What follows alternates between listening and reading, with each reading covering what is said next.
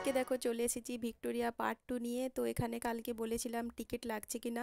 হ্যাঁ, এখানেও টিকিট লাগছে, তবে এখানে সেই টিকিটটাই লাগছে যেটা আমরা ভিক্টোরিয়ার মেন গেটে ঢোকার সময় 30 টাকার যে টিকিট কেটেছিলাম, এখানে সিকিউরিটিরা সেই টিকিটটা নিয়ে এন্ট্রি হতে দিচ্ছেন। তো এখানে যাদের কাছে একটু ভারী লাগেজ আছে তাদেরকে বাম সাইড দিয়ে ঘুরে ঢুকতে হচ্ছে, লাগেজগুলো প্রথমে দিয়ে দিতে হচ্ছে, তারপরে ম্যান যাচ্ছে।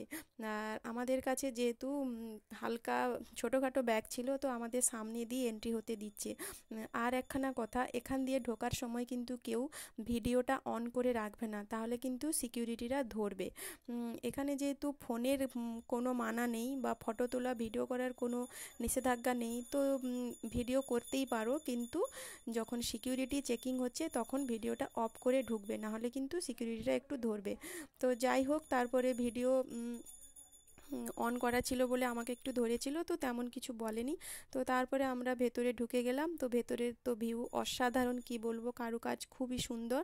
তো সব মিলিয়ে খুবই সুন্দর একটা আমাদের ভ্রমণ হয়েছে। তো তোমরা তো এই মুহূর্তে যদি কোনো নতুন বন্ধু আমার চ্যানেলটা ভিজিট করতে আসো, তো প্লিজ আমার চ্যানেলটি সাবস্ক্রাইব করে আমার সাথে থেকো, আর নোটিফিকেশান বাটনটি অল করে দিও, আর প্লিজ একটা লাইক দিও, আর অবশ্যই কমেন্ট করে জানাও যে কেমন লাগছে।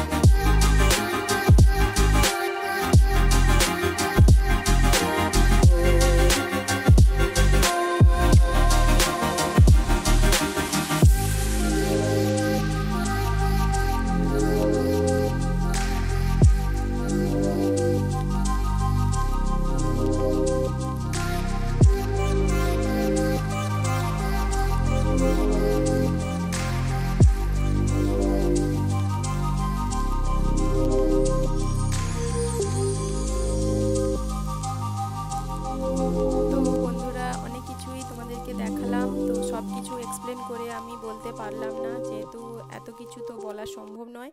তো এখানে অনেক কিছুই ঐতিহাসিক সব জিনিস রাখা আছে, যেগুলো আমরা ইতিহাসে পড়েছি বা গল্পে শুনেছি বা সিনেমায় দেখেছি।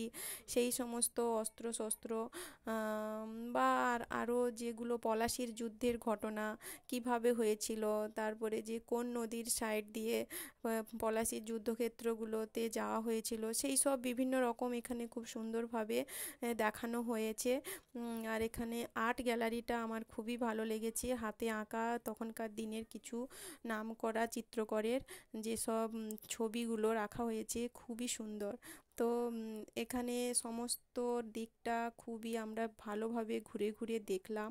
এম, তারপরে এখানে ওপরে দোতলায় ওঠার একটা সিঁড়ি আছে, তো দোতলায়ও আমরা উঠেছিলাম। তো সমস্ত কিছুই তোমাদের সঙ্গে শেয়ার করছি, তো তোমরা দেখতে থাকো। আর প্লিজ একটা সবাই লাইক দিয়ে দিও।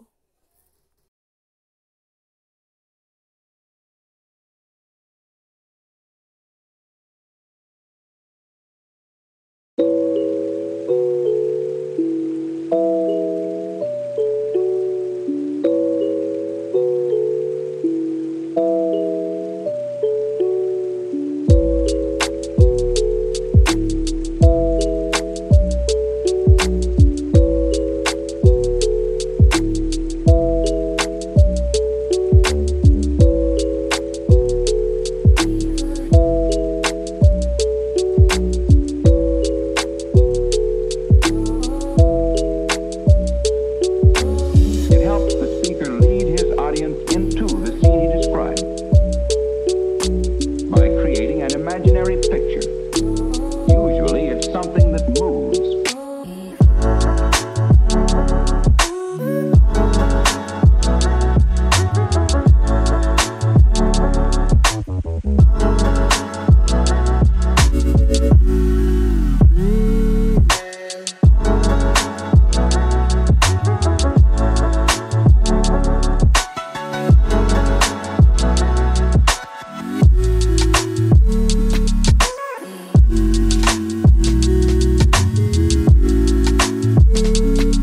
Character.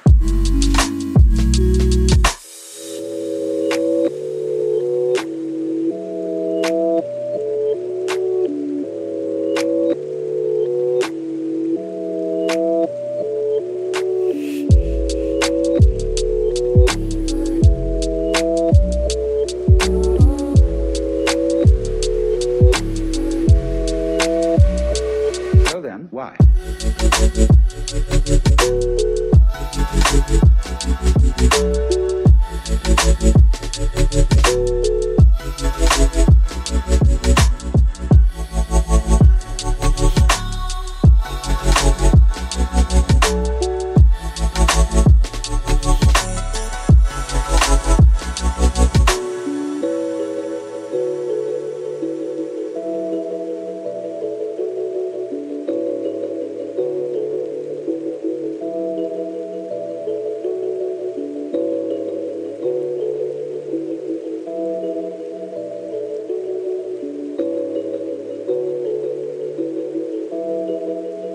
ইতিহাসে আমরা যে সমস্ত ঘটনার কথাগুলো পড়েছি শুনেছি, যে সমস্ত মানুষজনের নাম পড়েছি, তো এখানে সেই সমস্ত অনেক কিছুই আছে যেগুলো আমাদের ছোট ছোট বাচ্চাদেরকে আমরা বোঝাতে পারছি, বলতে পারছি, দেখাতে পারছি। তো মোটামুটি খুবই ভালো লেগেছে, কিন্তু বাহ্যিক পরিবেশটা আমার খুব একটা ভালো লাগলো না। কারণ এখানে যেহেতু একটু শহরে এলাকা, আমাদেরকে এগুলো মানিয়ে নিতে হবে। আমরা যেহেতু গ্রামে গঞ্জের মানুষ, তো কিছুই করার নেই। কিন্তু আমাদের প্রথমটা একটু খারাপ লেগেছিলো, মানে এত ইয়াং ইয়াং ছেলেমেয়েরা, উম, এত মানে বিভিন্ন রকম স্টাইলে ওরা যে বসেছিল, ওদের সেই বসার স্টাইলগুলো আমাদের খুব একটা ভালো লাগেনি। তো আমি অনেকগুলো ভিডিও ওদের নিয়েও ছিলাম, কিন্তু ওগুলো আমি এখানে ছাড়িনি। যেহেতু বুঝতেই পারছো অনলাইনের ব্যাপার, কোথায় কার চোখে যাবে, কেউ কিছু কমেন্ট করবে।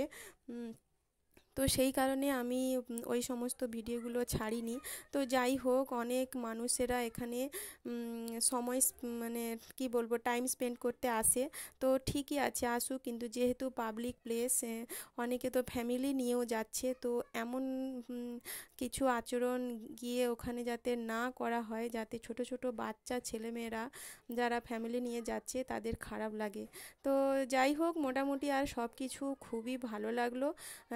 সুন্দর বসার জায়গা, ছুটি কাটানোর জায়গা, খুবই শীতকালে রোদ পোহানোর একটা সুন্দর জায়গা।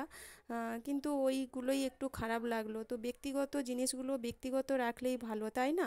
তো ব্যক্তিগত জিনিসগুলো যদি পাবলিক প্লেসে এসে করা হয়, তো সেগুলো তো কেমন একটা খারাপ লাগে, তাই না? তো সেগুলোই আমার একটু খারাপ লেগেছে, আর কিছুই না। তো মোটামুটি ভিক্টোরিয়া ভালো। কোনো দিন ভিক্টোরিয়ার এর আগে ঢোকা হয়নি, বাইরে থেকে ঘুরে চলে এসেছি। তো আজকে খুব ঢুকলাম, শিগগিরই ফিরে ঘুরলাম। আসবো নতুন কোনো পর্ব অসাধারণ নিয়ে। তো আজকের সৌন্দর্য মতো সবাইকে চারিপাশটা, টাটা, খুবই বাই সুন্দর বাই। সবাই লেগেছে খুব ভালো ওইটুকু থেকো, বাদ দিয়ে। সুস্থ থেকো। তো যাই হোক, আজকের মতো ভিক্টোরিয়া ভ্রমণ এখানেই শেষ